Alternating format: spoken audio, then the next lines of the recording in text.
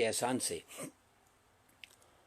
آج کی ماہ رمضان المبارک کی مبارک گھڑیوں میں ان بابرکت نشستوں کے اندر اللہ رب العزت کے فضل سے اور اس کے احسان سے اور اس کی توفیق سے ہم نے جو درس قرآن کا سلسلہ شروع کیا ہوا ہے اس میں ایک نئے مضمون کے ساتھ آپ کی خدمت میں حاضر ہیں۔ دعا ہے کہ اللہ رب العزت حق بیان کرنے کی توفیق عطا فرمائے اور اپنی رحمت اور اپنے کرم اور اپنی عنایت کا صدقہ ہم سب پر خصوصی مہربانی فرمائے اور ماہ رمضان المبارک کی برکات عالم انسانیت کو نصیب فرمائے۔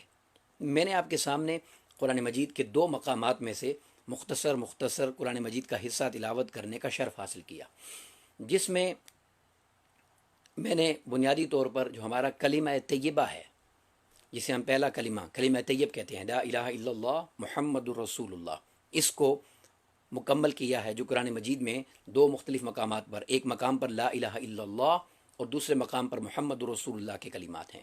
بنیادی طور پر بات میں آج کلمہ طیبہ کے حوالے سے ہی کرنا چاہ رہا ہوں، مگر توجہ طلب بات یہ ہے کہ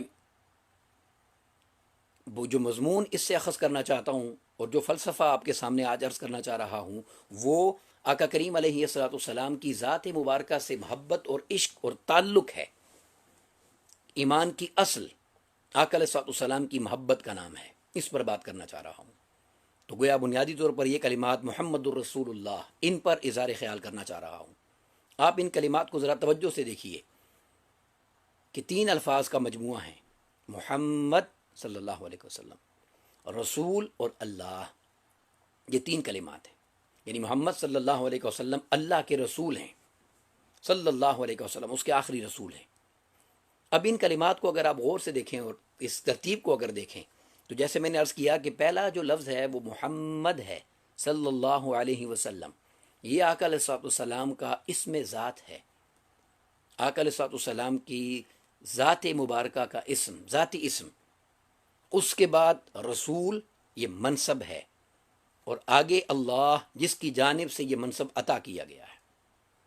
اب یہاں پر اس فلسفے کو جو لوگ قرآن مجید کی اور آقا علیہ الصلوۃ والسلام کی تعلیمات کو صحیح انداز سے سمجھ نہیں پائے، اور وہ آقا علیہ الصلوۃ والسلام کی اتباع اور اطاعت کو ہی، اتباع کرنے کو اور اطاعت کرنے کو ہی آقا علیہ الصلوۃ والسلام کی محبت کا نام دیتے ہیں، ان کے لیے بڑی توجہ طلب بات ہے یہ۔ اگر ایسا ہوتا تو اس کلمے کا آغاز ذات مبارکہ کے نام سے نہ ہوتا۔ اللہ تبارک و تعالیٰ نے اس کلمے کی ابتدا ذات مبارکہ کے نام سے کی، محمد صلی اللہ علیہ وسلم، یہ ذات ہے، آقا علیہ الصلوۃ والسلام کی ذات مبارکہ۔ پھر اس کے بعد رسول اور پھر اللہ، رسالت منصب ہے، اللہ جس نے عطا کیا، جس نے آقا علیہ الصلوۃ والسلام کو یہ منصب عطا فرمایا۔ سامعین دی وقار، یہی وجہ تھی کہ آقا علیہ الصلوۃ والسلام کو اس کائنات کی ہر شے بننے سے پہلے اللہ رب العزت نے نبی بنایا ہوا تھا۔ آقا علیہ السلام نے بارہا فرمایا، اس طرف جانے کی ضرورت نہیں، میں مضمون اس میں نہیں جانا چاہتا۔ آقا علیہ السلام نے بارہا ارشاد فرمایا کہ ابھی آدم علیہ السلام مٹی اور پانی کے درمیان تھے، پانی اور گارے کے درمیان تھے، ابھی وہ جسم و روح کے درمیان تھے، اور میں اس وقت بھی نبی تھا، کنت نبیًا، میں اس وقت بھی نبی تھا۔ تو صرف آقا علیہ السلام تھے نہیں، اس وقت بھی نبی تھے، مگر آقا علیہ السلام سے اللہ تبارک و تعالیٰ نے نبوت کا اعلان 40 سال کی عمر مبارک کے بعد فرمایا۔ جب آقا علیہ السلام کی عمر مبارک 40 سال کو پہنچی تو آقا علیہ السلام نے نبوت کا اعلان فرمایا۔ نبوت اس وقت سے عطا کی جا چکی تھی جب ابھی دن اور رات بھی نہیں تھے۔ میں یہ نہیں کہہ رہا کہ پہلے دن سے نبی تھے، مگر اعلان 40 سال کی حیات طیبہ کے بعد ہوا۔ اللہ رب العزت نے 40 سال کی اس عمر مبارک میں اعلان نبوت اور نبی منوانے سے پہلے آقا علیہ السلام کی ذات مبارکہ کو منوایا، اس ذات کو جسے محمد صلی اللہ علیہ وسلم کہا جاتا ہے، اس ذات پاک کو منوایا۔ یہ وہی ذات پاک ہے جسے صادق اور امین کہتے تھے، جسے ہر فیصلے کا حل کروانے کا منبع اور ذات اور مرکز کہا جاتا تھا، جن کے پاس ہر مسئلہ لے کر پیش ہوتے تھے وہ لوگ۔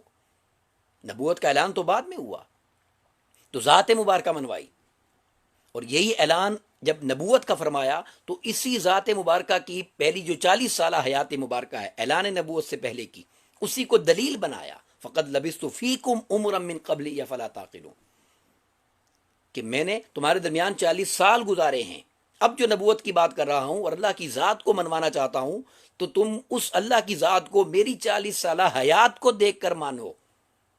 میری 40 سالہ زندگی کے شب و روز تمہارے سامنے ہیں، میرا اٹھنا بیٹھنا تمہارے سامنے ہے، میرا لین دین تمہارے سامنے ہے، میرا میل ملاپ تمہارے سامنے ہے. میں نے یہ سب کچھ جو ساری زندگی 40 سالہ تمہارے درمیان گزاری ہے، اللہ تبارک و تعالیٰ سمجھنے کے لیے عرض کرنا چاہتا ہوں، اس میں اگر کہیں کمی اور کجی نظر آئے استغفر اللہ العظیم تو اللہ کی وحدانیت کا انکار کر دینا جو وہ نہیں کر سکتے تھے. اس ذات پر ایمان کا عالم یہ تھا کہ صادق اور امین کا لقب دیا ہوا تھا.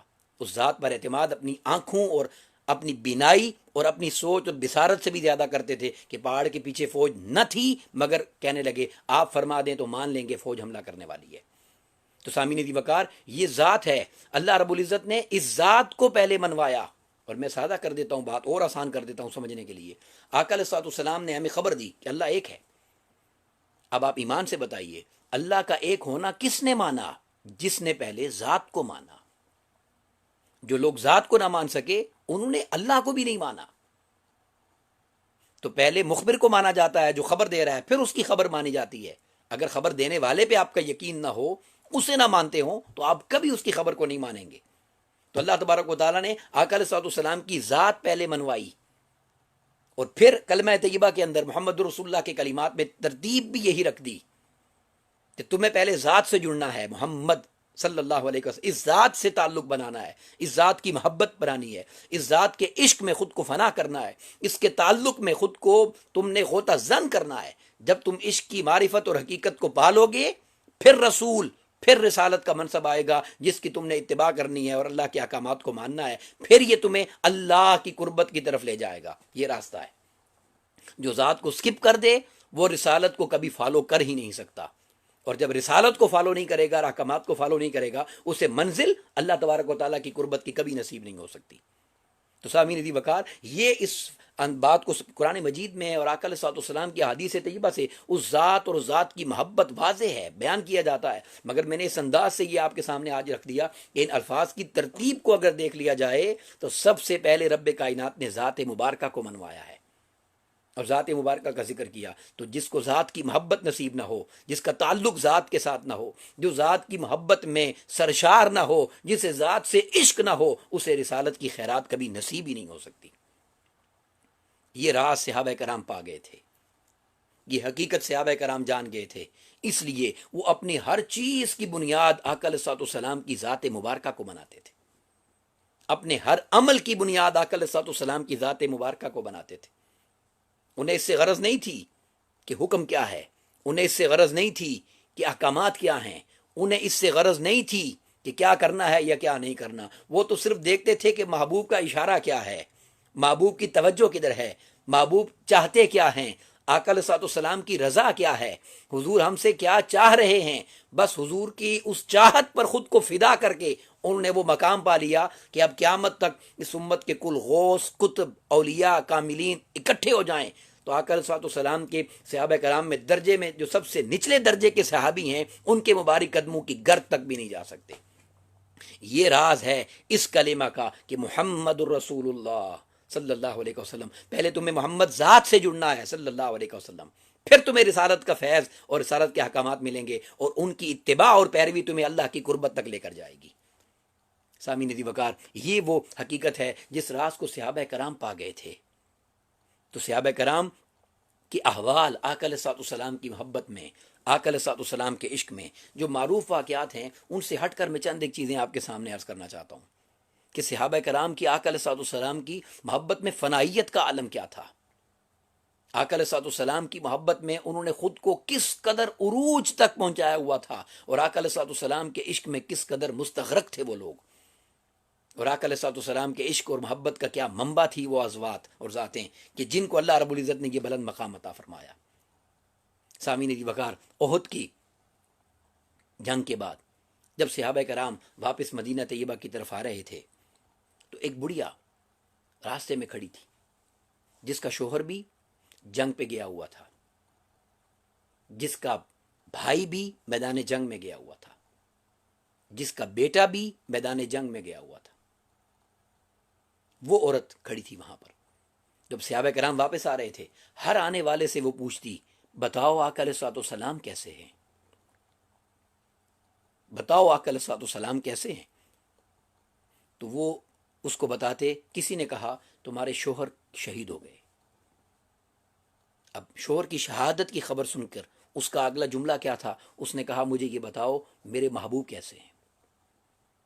قافلے چلتے آ رہے تھے، لوگ آ رہے تھے. اگلے آنے والے اس گروہ نے اس بڑھیا سے یہ کہا تمہارا بھائی بھی شہید ہو گیا ہے.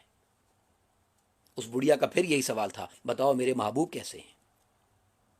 پھر آگے آنے والے صحابہ میں سے کسی نے اسے کہا تمہارا بیٹا بھی شہید ہو گیا ہے.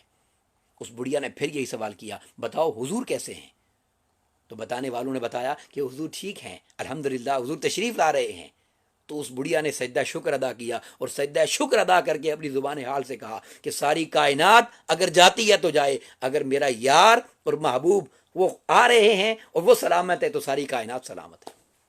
یہ اس ذات سے تعلق اور محبت کا عالم یہ تھا ان صحابہ کرام کا، ان کی نسبت کا عالم یہ تھا. بخاری مسلم کے معروف واقعہ ہے، ایک صحابی جن کو بار بار ایک کمزوری کی وجہ سے، ایک عمل کی وجہ سے ان پر حد جاری کی جاتی تھی. ایک مرتبہ صحابہ کرام نے ان کو لان تان کر دیا، برے کلمات کہہ دیے. بخاری شریف کتاب الحدود کی حدیث پاک. برا بلا ان کو کہا کہ حضور کی مجلس میں بیٹھتے ہو، حضور کا حیا کرتے ہو، حضور سے محبت کرتے ہو، بار بار گناہ کیوں کرتے ہو، تمہیں حد جاری کی جاتی ہے. اس کو آقا علیہ الصلوۃ والسلام نے سن لیا حجرہ مبارک میں. تو اندر سے آقا علیہ الصلوۃ والسلام نے فرمایا لا تلعنوہ، خبردار اسے لعنت نہ کرو، اسے برا بلا مت کہو. فإنہ یحب اللہ ورسولہ، تم جانتے نہیں ہو یہ اللہ اس کے رسول سے محبت کرتا ہے صلی اللہ علیہ وسلم. اب دیکھیں اللہ کے احکامات کی اگر بات کی جائے اور دین کے احکامات کی تو ان پر عمل تو سامنے نظر آ رہا ہے کہ بار بار حد لگائی جا رہی ہے. تو کون سا عمل تھا، کیا چیز تھی ان کے پاس، محبت کون سی تھی؟ وہ کیا تھا کہ دن بھر آقا علیہ الصلوۃ والسلام کی مجلس میں بیٹھے رہتے تھے.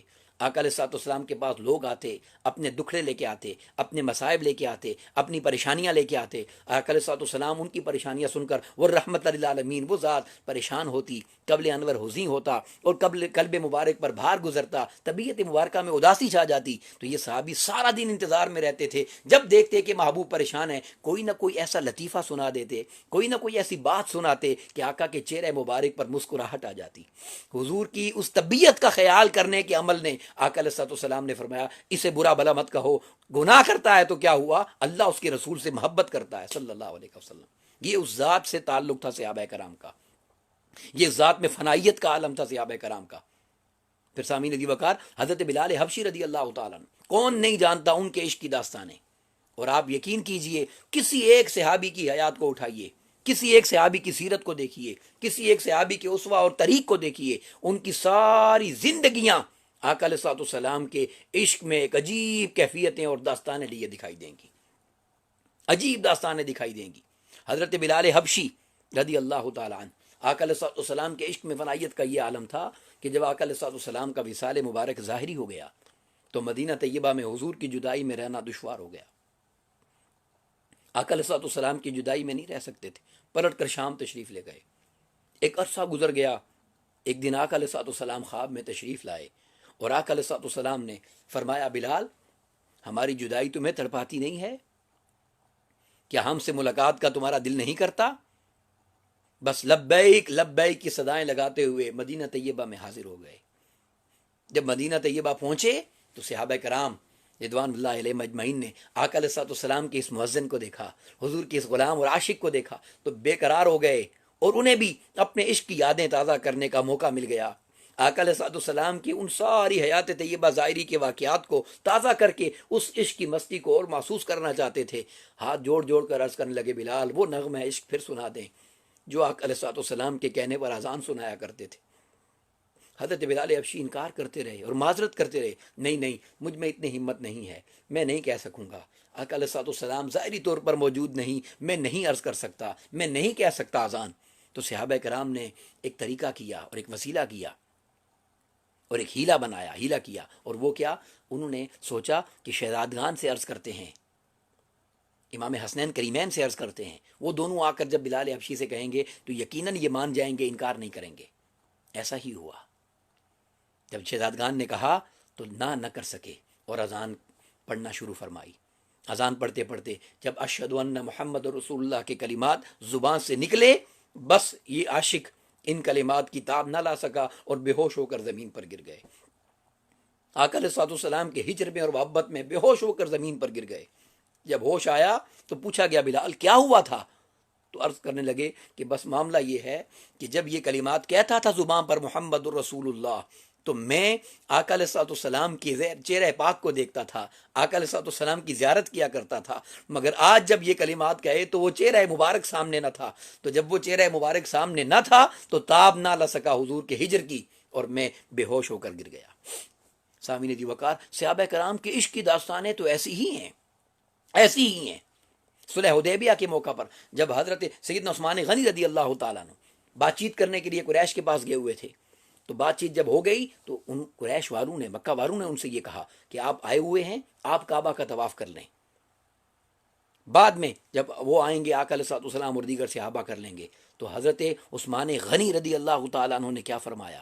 حضرت عثمان غنی وہ کہتے ہیں کنت لا اطوف بہ، مجھے قسم ہے میں اس کعبے کا طواف نہیں کروں گا حتی یطوف بہ رسول اللہ صلی اللہ علیہ وسلم، جب تک اس کعبے کا طواف میرا محبوب محمد مصطفیٰ نہیں کر لیتا صلی اللہ علیہ وسلم۔ کیوں؟ تم کیا جانو، تم کیا جانو، کعبے کا طواف تو آقا کیا کرتے ہیں، ہم ان کی سنگت میں، ہم تو دن رات حضور کا طواف کیا کرتے ہیں، ہمارا تو ایمان یہ ہے، ہمارا تو عشق یہ ہے، ہمارا تو جینا یہ ہے، ہمارا تو مرنا یہ ہے کہ ہمارا ہر تعلق آقا علیہ السلام کی ذات پر قربان اور فدا ہے۔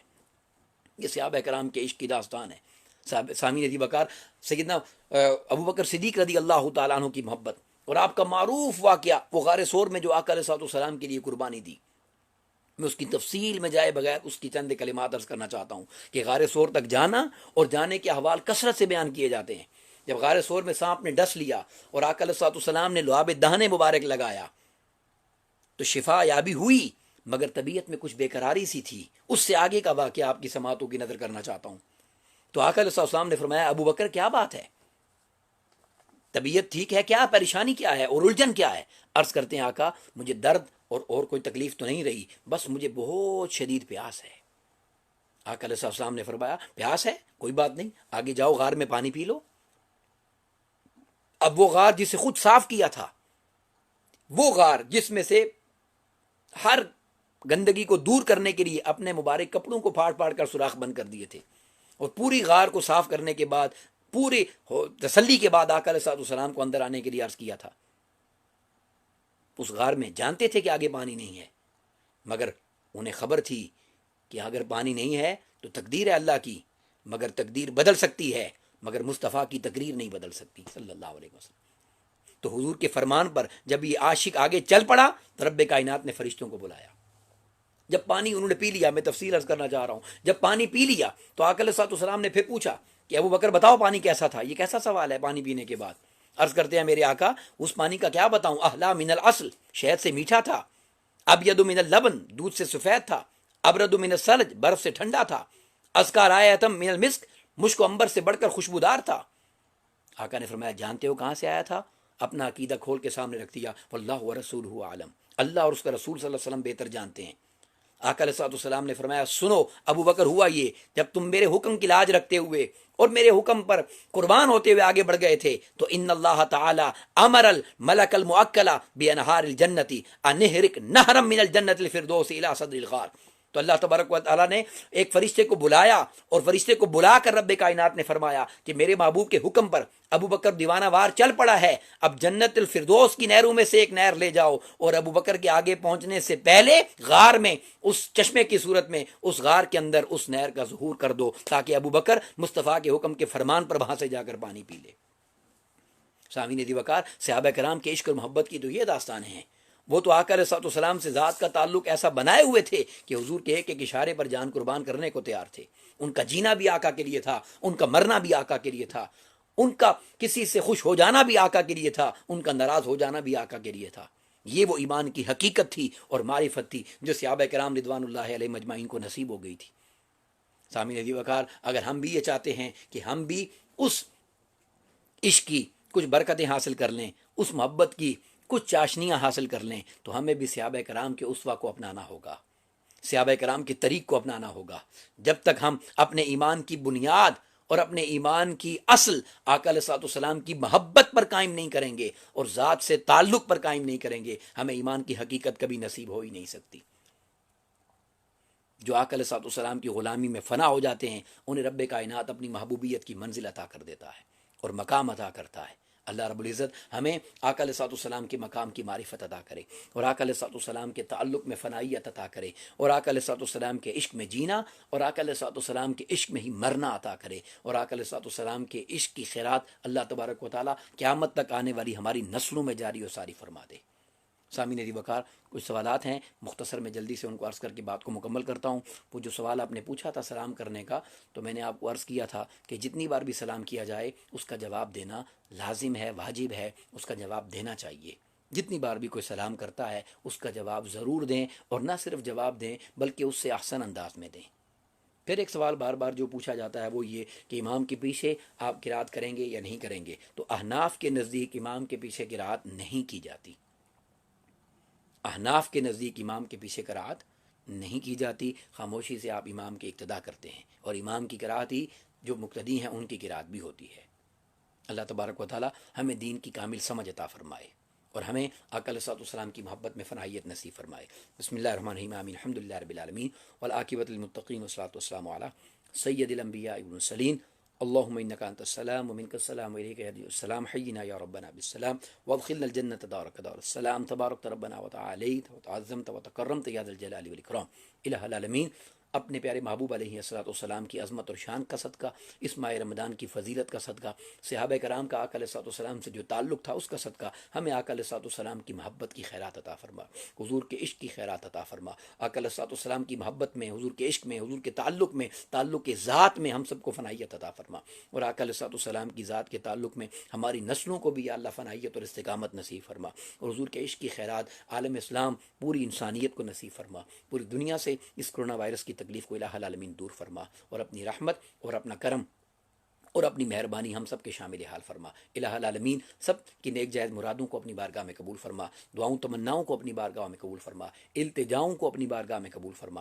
الہ العالمین ہم سب کو آقا علیہ الصلوۃ والسلام کے دین کے لیے جینا اور دین کے لیے مرنا عطا فرما، اس کوشش کو اپنی بارگاہ میں قبول فرما، اور ہمیں اپنی رحمت کا حصہ عطا فرما، اپنے کرم کا حصہ عطا فرما، اپنی بخشش اور مغفرت کی خیرات عطا فرما، سب کی تمناؤں التجاؤں کو قبول فرما لے، ہمیں ایمان پر زندہ رکھ اور کامل ایمان پر ہم سب کو موت نصیب فرما۔ یہ خمسۃ نطفی بہا ہر الوباء الحاتمہ المصطفیٰ والمرتضیٰ وابنہما والفاطمہ، سبحان ربک رب العزت عما یصفون وسلام علی المرسلین والحمد للہ رب العالمین، بحق لا الہ الا اللہ محمد رسول اللہ۔